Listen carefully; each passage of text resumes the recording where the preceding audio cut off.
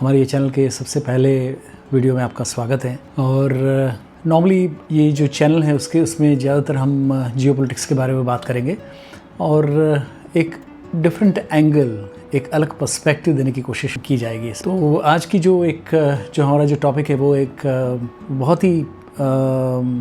Relevant है आज की तारीख में। और इसी हफ्ते जब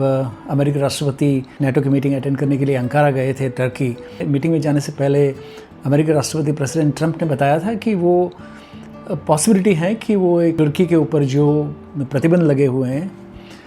जो काटसा सैंक्शंस लगे हुए हैं 2020 से लगे हुए हैं, क्योंकि तुर्की ने रशिया से S-400 जो मिसाइल सिस्टम है वो ख़रीदा था, तो वो ख़रीदने के कारण तुर्की के ऊपर ये प्रतिबंध लगाया गया था। अब ये जो पूरी जो बात थी, तो ये प्रतिबंध करीब 6 साल पुराने हैं।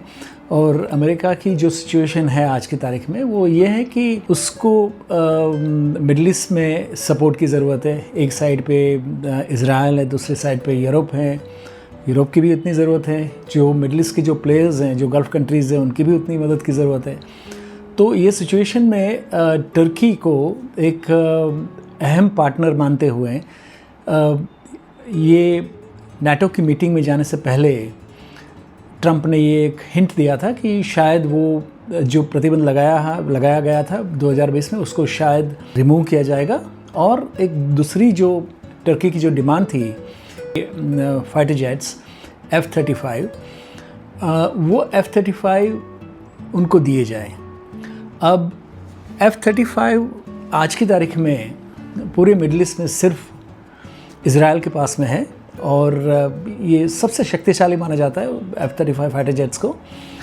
उसकी जो स्टेल्थ कैपेसिटी है, उसकी जो F-35 की जो अटैक कैपेसिटी है, वो सबसे श्रेष्ठ मानी जाती है। जितने भी फाइटर जेट्स पूरी दुनिया में अवेलेबल है उसमें सबसे श्रेष्ठ माना जाता है। तो सीधी सी बात है कि इज़राइल उसके अगेंस्ट में था और इज़राइल के प्राइम मिनिस्टर ने बेन्यामिन नेतन्याहू ने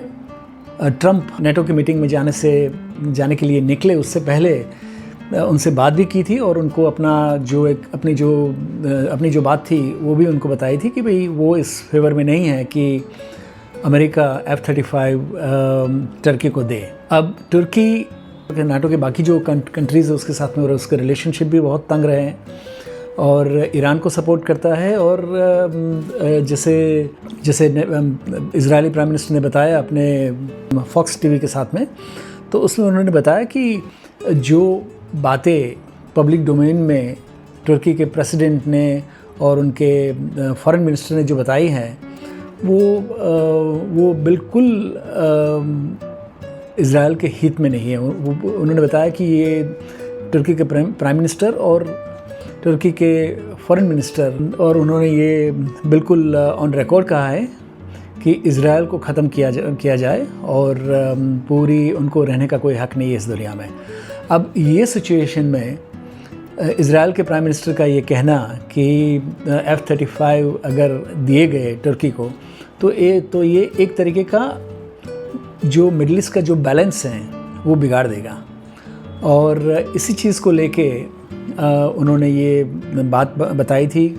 प्रेसिडेंट ट्रंप को, और यही चीज़ उन्होंने फॉक्स न्यूज़ चैनल के थ्रू भी बताया था। बात यह है कि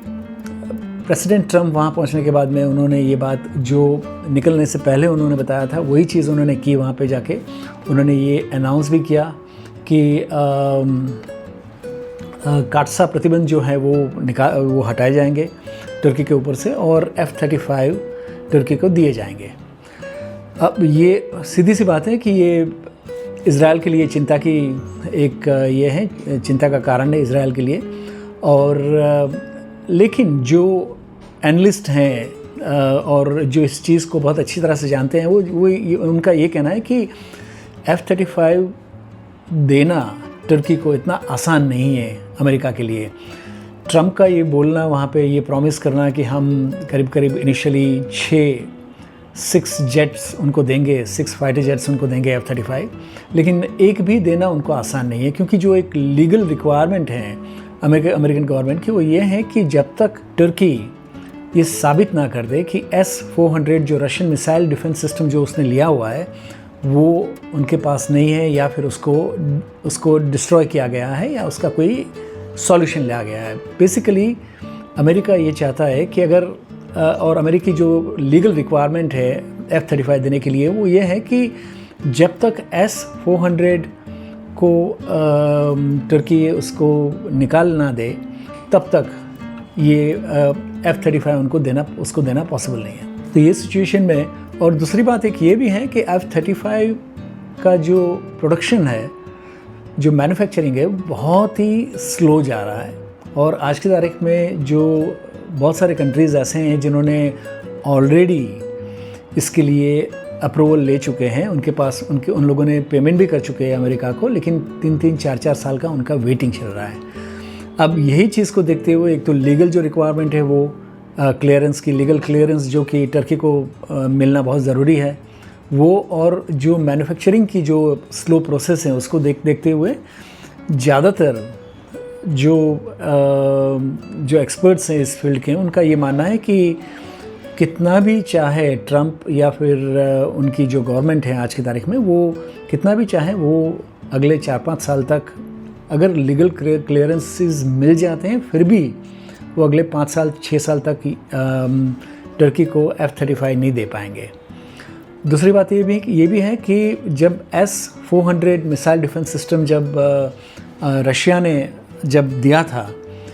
तुर्की को, तब उस टाइम पे रशिया ने ये भी बताया था कि उसका जो एक रिक्वायरमेंट था रशिया का, वो ये था कि जो